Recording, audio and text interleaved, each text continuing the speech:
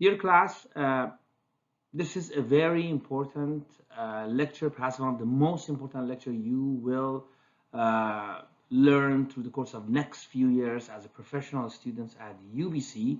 It deals with ethical issues, codes of ethics as an engineer, what has to be done when it comes to the point that you need to make that executive decision, differentiating between right and wrong.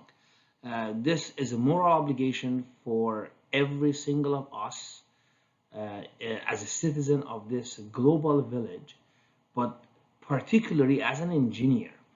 I always ask this question from students, what do you think about the profession as an engineer? Is it a very responsible position that you have to put yourself as an engineer? Who is the most responsible as a profession in the society? Some people say, well, I mean, a surgeon. So you put your life in his or her hand, open your chest wide, and a simple mistake can cause the life of a patient. True. But in defense, when an engineer makes a mistake,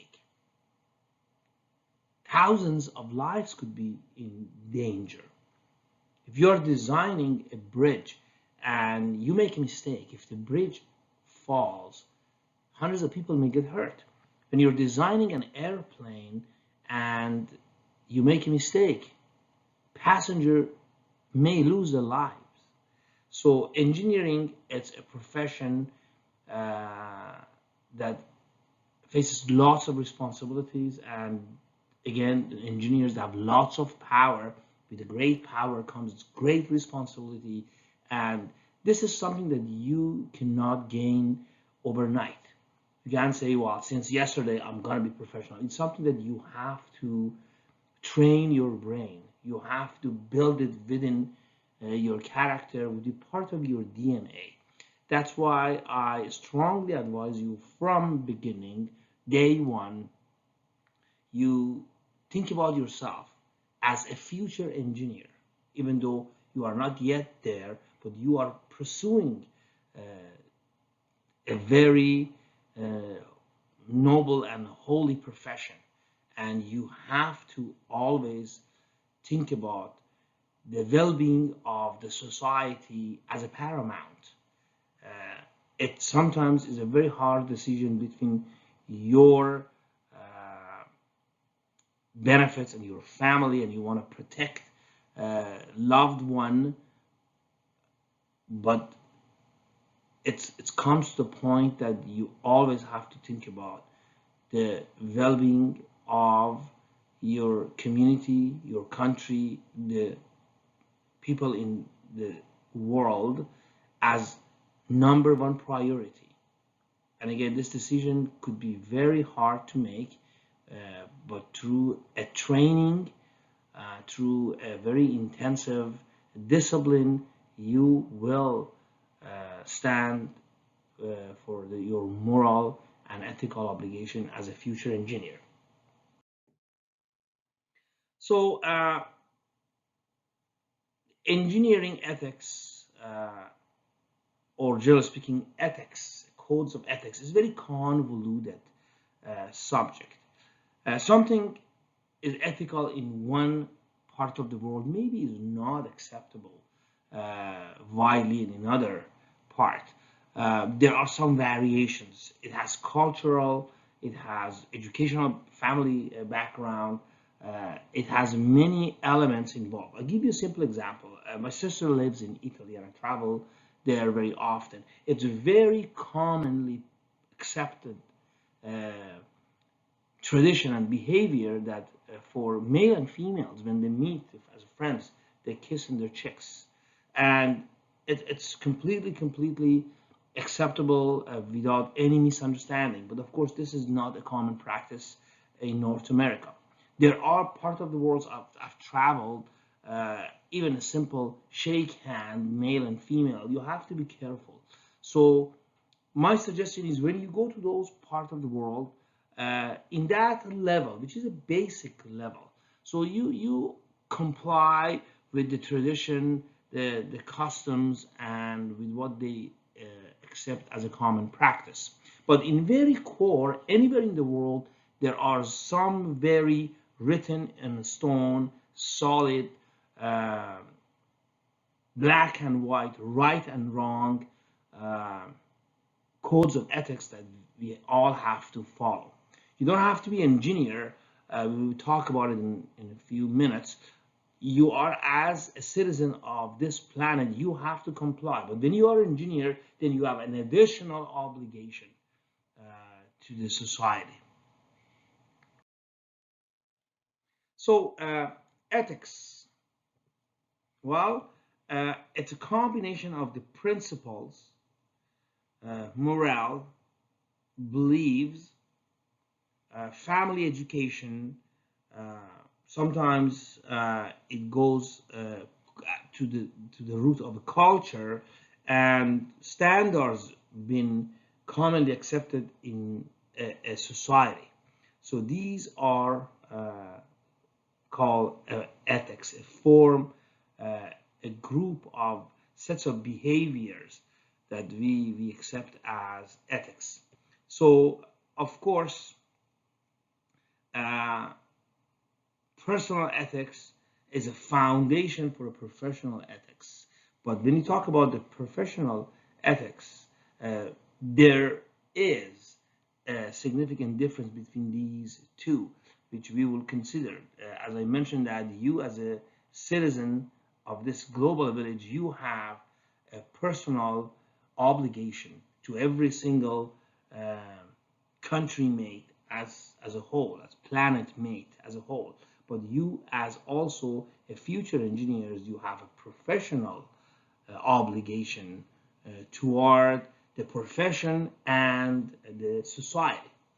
So, obvious difference, professional ethics has to do with the ethical standard accepted by the profession among engineers, among nurses, doctors, lawyers. These groups of professions, they have their own codes of ethics. And although they're all rooted to uh, core value and good behavior, strong principle, but they are different based on the profession. So, engineering ethics is about how we have to act and live as an engineer. You will become engineer in few short years. So we have to consider these behaviors when we make a decision. We have to act according to what standards of those actions functions and administer. Is it right? Is it wrong? So shortly, uh, engineering ethics, it's something far more um, comprehensive than a simple personal ethics.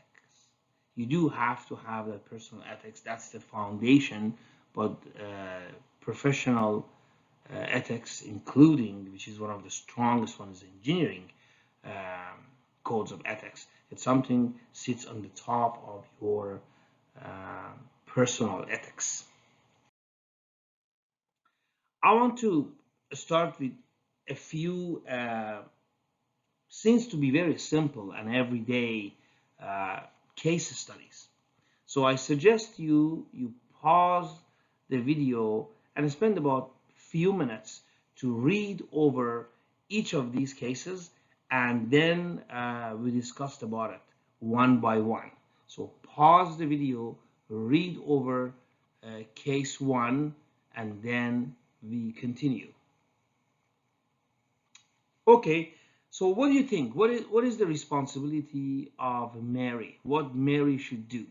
So of course she works for a firm and this is her job. You have to be loyal to your employer. After all, your life depends on your family, your well-being. It depends on the job that you have in many cases. So you need to protect your employer in certain degrees. But in this case, it seems to be uh, a very important decision that Mary has to make. So you, it's something that you may face. So you will see there is a substance, that this substance uh, is dangerous. It has environmental harm, and obviously the employer uh, does not want to take the responsibility because of the cost associated for removing uh, this substance. So in this case, Mary has to make a decision, perhaps between her job and her ethical responsibilities. Most probably, if she goes to authorities and disclose this matter, she will lose her job. So what? So this is her responsibility. She has to, number one, make a documentation, and number two, well, try to convince your employer that this is wrong, and it doesn't matter how much it costs. This firm, this enterprise, moral obligation to take care of the damages that can be caused by just dumping this substance in the environment. And if the employer is not convinced or does not want to comply, then her responsibility is inform authorities, the city, provincial, ministry, and no matter what it's gonna cost her. The fact that we live in such a beautiful country is because people they are responsible, and there are many people they act based on the code of ethics. That makes the foundation of this country very strong. On the other hand, there are countries that unfortunately the code of ethics is not practiced as strongly as here. As a result, they are facing lots of issues, including social issues, and obviously that would cause many other deficits in those countries. So the summary, Mary has to report this incident to authorities. Case study 2. So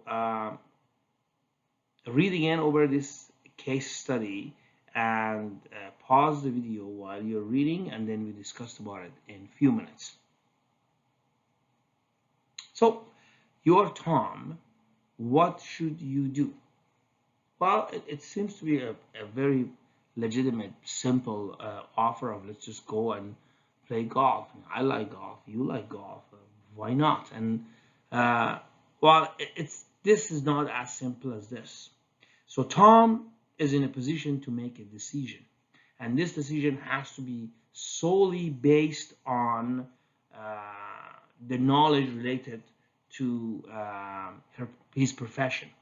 So going out with the client to playing golf,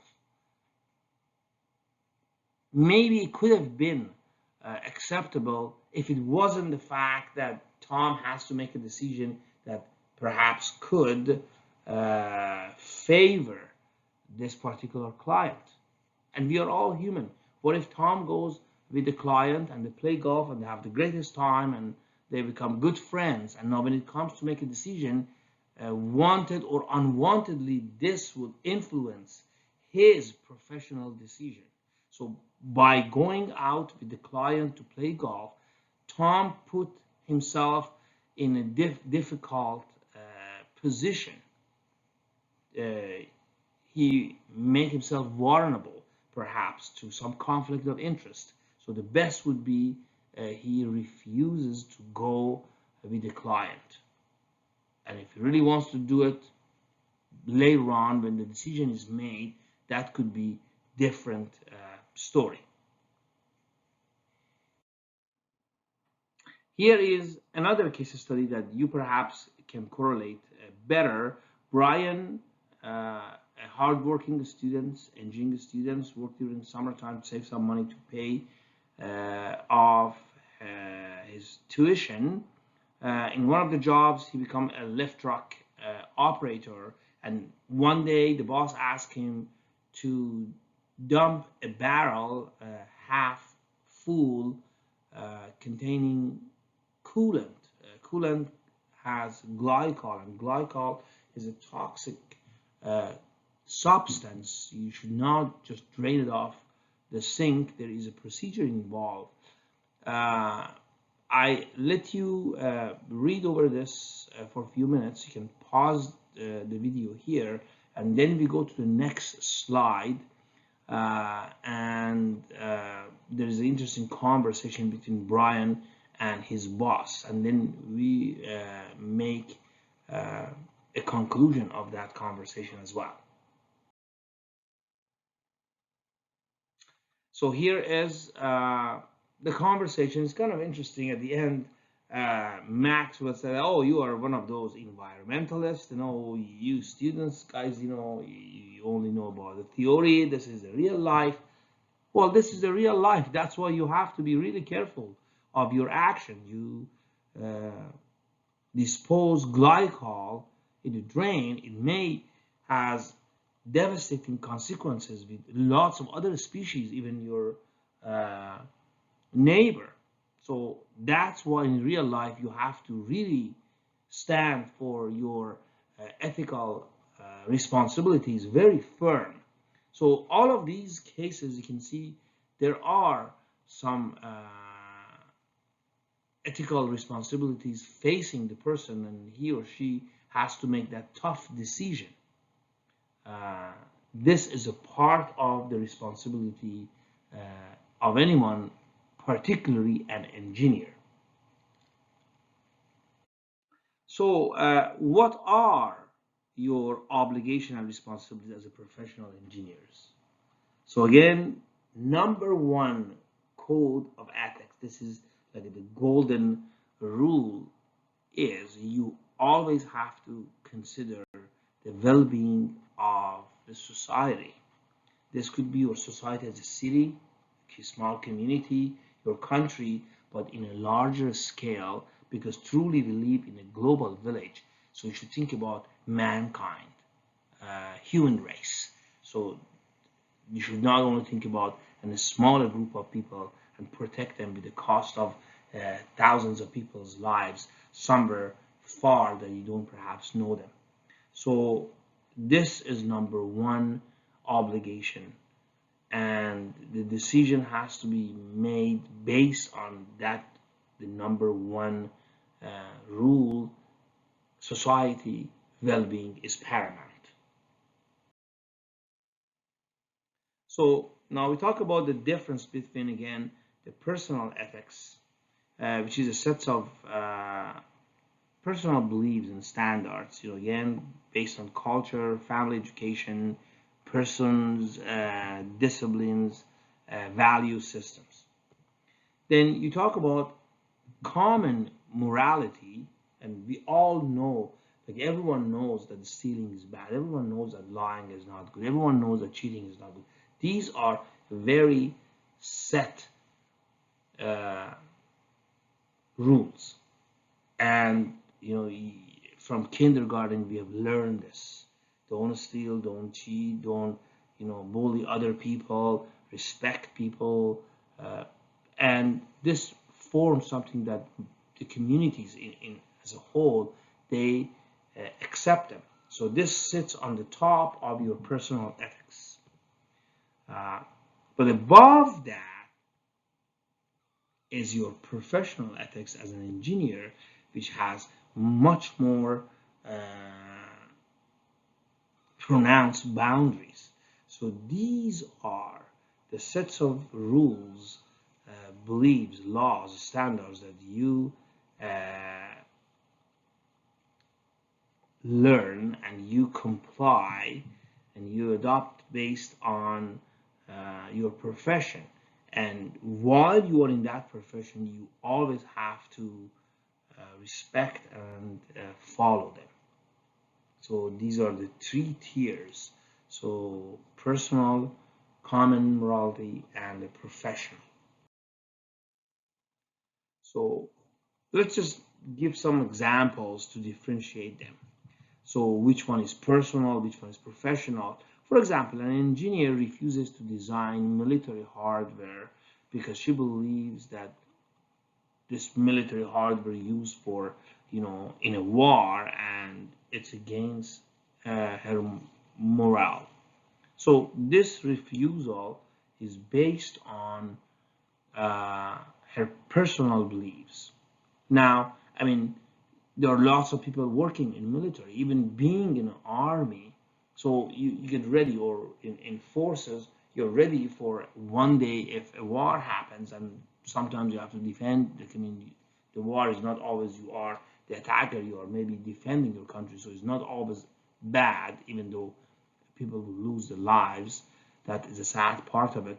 But some people believe there should be no war, and in that case, there's nothing uh, unethical as a profession of an engineer to work in a company. It has to be legit, and you're not making some chemical or biological agents. So, but working in the military or being a paramilitary is not unethical if you're following the rules and the profession's codes of ethics. But for her, in this case, she refuses because it's against her personal value system.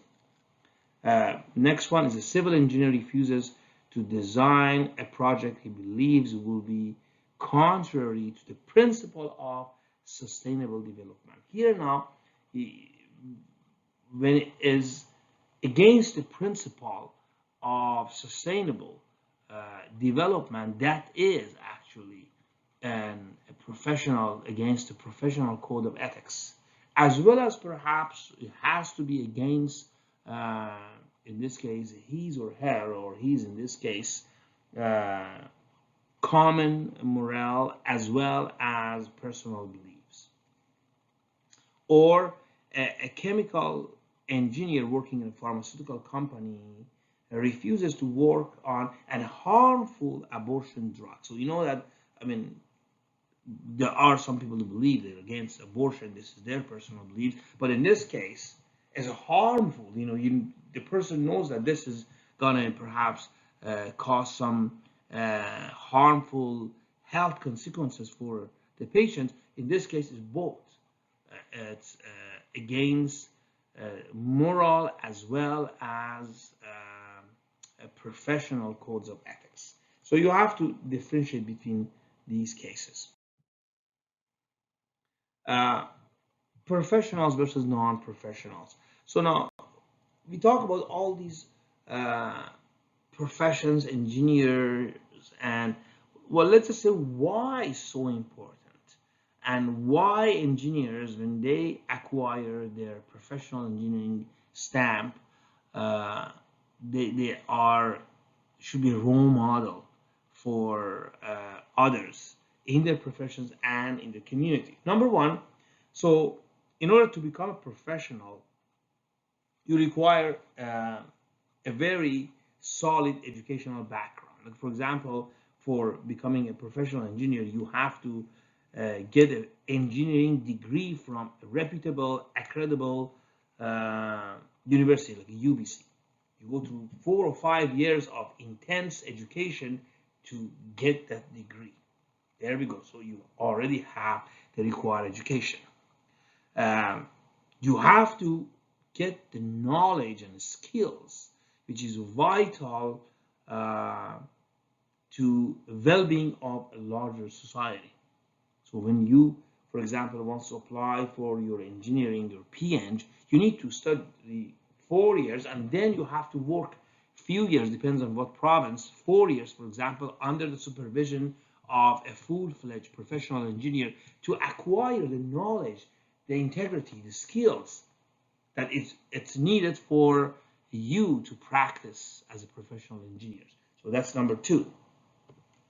Uh, and this profession have a monopoly on the demand of professional service. So if you want to build a house, you don't go ask any Joe Jack, you build it. You go to a professional engineer in that particular uh, field. So in a sense, society widely accepted that this organization, this entity, as an engineering professional society, they are capable and reliable to provide the service needed. So that's it is important. Uh, Secondly, influence the community that there should be the license system for those who want to enter the profession. You also, as a part of that society of professional engineers. So it's a combination of two things, the community as well as those particular society.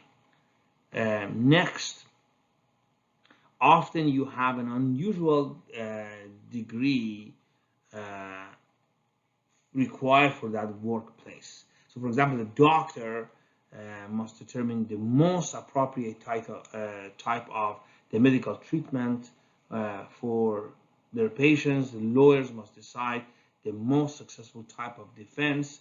So, aside from education and knowledge, so you also have an unusual level of understanding. In terms of unusual means uh, exceeding, outstanding uh, autonomy of that workplace. You understand what's going on.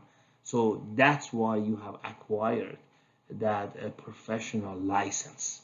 And last but not least, it claimed to be regulated by ethical standards, usually embodied in a code of ethics. Most professions regulated themselves for the public benefits. So because of all these five, so you, after you become a professional engineer, you can differentiate yourself from a non-professional. And that's why professional engineers, first of all, only about 20% statistically of engineers that they practice engineering, but though they practice under the supervision of professional engineers, they will get their license.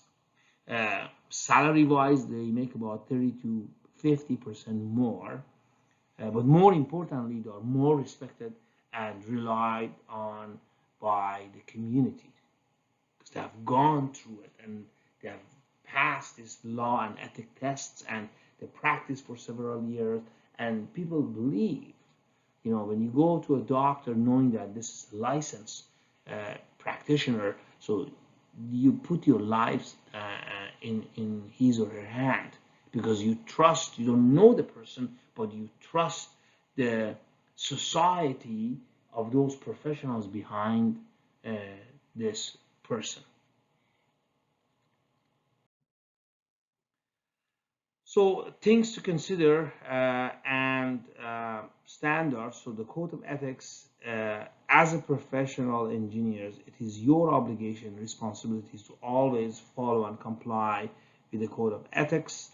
Uh, Engineering codes of ethics shows you how to act as well as to live. It become a part of, we call it a part of your DNA. You act, but also you become the law. It's not only you practice it when you are in your workplace, because you are so deep into it. It becomes a part of your personality. It affects your personal life as well. So you to act and live as an engineer, what you have to consider when you make those decisions, very crucial decisions. According to codes, these actions are right and wrong. What is right, what is wrong, a very distinct black and white. Uh, this is very important for you when you get your license to make that decision when the right time comes. So what are the typical issues that engineers may encounter? I just list a few of them. For example, the safety. So the safety of the society, the safety of the workplace, the safety of your colleagues, it always could be an issue. So the acceptable risk, what risk you are taking by doing this. So there is always a risk. So risk analysis, it's always important. You have to consider what is the risk, is it a calculated risk, and how you deal with the risk. Compliance, you have to always comply. You know, you work for a company, the company has these sets of rules. You have to comply by the standard practice in that profession. So it's very important. You have to know them and you have to comply with them. So confidentiality is a very important topic. So sometimes people misunderstand the confidentiality. So, well, I'm working for this company. I don't have to tell the secret to anyone else. I don't even tell anyone if they are doing something wrong. So that doesn't define the confidentiality. Confidentiality mostly refers to if I'm working for a company and this company is an R&D, you know, research and development, spend millions of dollars to find this drug or to, you know, build this new machineries or write these very sophisticated codes. So this becomes their intellectual property. I have to be loyal to them as far as not discussing this to my friend who's working for a competitive company, or I have to keep the secret of within my workplace to itself. So this does not include that something unethical is happening at workplace and I have to keep it as a secret. No, that's not correct. This is very different. In fact, in that case, you have to be a whistleblower, even though that seems to be a kind of not very pleasant title, especially for employers, but that it's what you have to do. So also sometimes when someone is telling you something and says this is in confidentiality, so although it's not quite ethical, but morally you have to keep it confidential unless you know by not disclosing it you can harm someone or some entities. So for example, the doctors or lawyers. So I mean, if you everything have is stay confidential unless so I'm gonna go kill someone. So in that case, so they have to take an action and they have to stop you from or even harming yourself. So there is a level that implies to confidentiality. Environmental health. We all know that we have to protect our environment. You know, any decision we make has three impact. It has, and I call it 3 P's. Profit, financial is always one. Planet, environment, and people, society. So our decision should have perhaps benefits for all these three, and it become very, you know, cross section of all these three circles is very small. So your decision should be satisfying all these 3 P's. So environment is one of the things that we all have to protect, and unfortunately by many generations, even my generation, they failed to do that. That's why sometimes we feel that we are in this mess.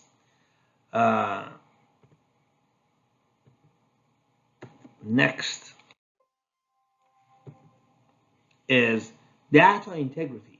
So again, when you are conducting an experiment, so you have to, even as a researcher, you have to have a high level of integrity reporting those data, even though data doesn't seem right, even though you may lose your job, even though it seems totally off and you have to redo it.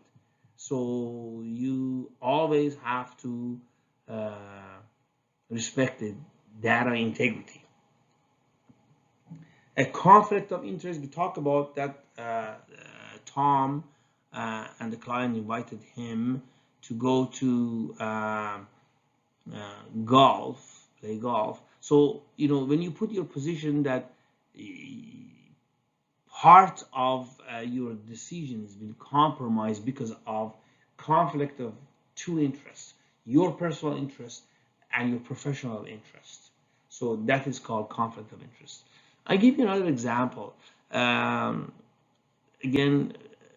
it could be something also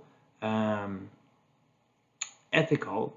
Uh, Imagine that you are in a recruiting committee, and your girlfriend or boyfriend who's very qualified for a posted job, he or she is applying, and you know by your heart that yes, this person is right, is maybe the best candidate. So what would you do as a member of that recruiting committee?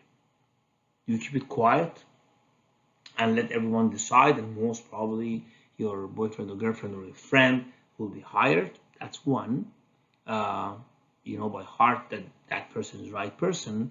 But don't you think that you have put yourself in a position, even though that you feel the person is qualified, part of you has been influenced by the fact that you have a relation with the candidate? The right thing would be you tell the head of the recruiting committee, please excuse me from this particular interview because there is a conflict of interest.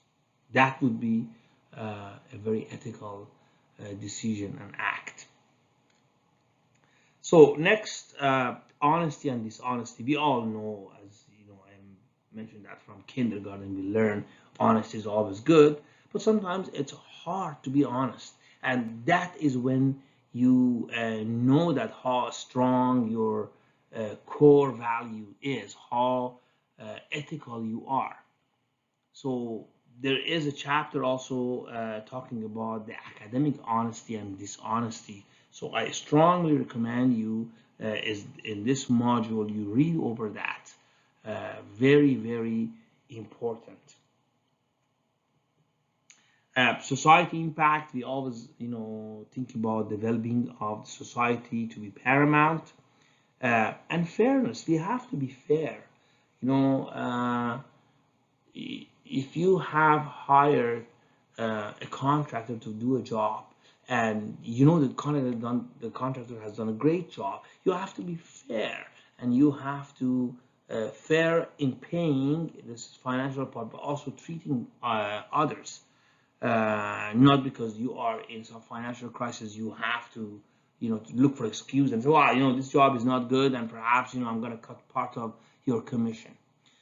Often, when it comes to fairness, is we all, I believe, by nature, we are all good, we are all fair. But when it comes to that conflict of interest, we always lean sometimes, or I won't say always, but often it happens that we lean to our own benefit or benefit of our loved ones or a group of people we are dealing with. And that is when you step outside of the circle of fairness. So when you are fair, you have to be unbiased, you have to be non-judgmental. And it sometimes is very difficult. But again, you have to practice. Accounting for uncertainties. Also, in engineering, there's always some uncertainties, so as there's always risk. You have to always consider that uncertainties, and you have to think about it. So not everything is clear, black and white in the world of engineering. But as long as you are familiar, you have considered that uncertainties, and you have brought it into the account, you're one step ahead of the game. So ethics has a second connection with engineering. So it comes from the way in which being socially responsible puts duty and obligation on us individually, and ethics fits into engineering is through the professional responsibility as well. So you have two aspects, as a person and as a profession. So this is our responsibilities. So two dimensions of ethics and engineering. Ethics is a part of engineering for two main reasons. Engineers need to be socially responsible when building a product or manufacturing something or design a process for society, and social responsibilities is a requirement for professional responsibilities. So these two parts are the two dimensions of ethical responsibilities. One is your social responsibilities, and the other one is your professional responsibilities toward the engineering. So again, it's a long road, it's a long path to get to the point that it become a part of your second nature. But by the time you get to that position, you have been under so much training, and you have been so familiar with these concepts that it will become your second nature, and you will be ready to stand for this great responsibility and obligation as a professional engineer. Here is the last slide to recap what we talk about aims of studying ethics. So one of the main reasons is to have a moral imagination, to have such a broad view of different possible alternatives and scenarios, and try to consider and deal with them in order to avoid being surprised or caught off guard. So this become a part of the ethical responsibilities as an engineer. Also to recognize ethical issues. So by facing many of them, you have a very good sense of understanding and recognizing if there is an ethical issue you're facing. So analyzing different concepts. So that's a part of your ethical responsibilities, and eliciting a sense of responsibility. And this goes above and beyond your profession. It will be a part of your who you are, part of your lifestyle. It will be embedded into your personality. So and last but not least, addressing on clarity, uncertainties, and disagreement, conflict resolution, and so on. So a combination of all of them will play an important role as a professional person, and why you need to study the codes of ethics, particularly as engineers. Again, there are lots more into it. There were a couple of, I think, few videos, and you do need to review them. Take your time. Don't rush into this section. So you have to comprehend it. It's a very important lecture. And again, I'm very happy to be the first person who introduce you. There would be many other instructors who will talk about it as you go to different courses. There is a course in third year, law and ethics, and that would be a fundamental course for you, for those who wants to eventually get their professional engineering license.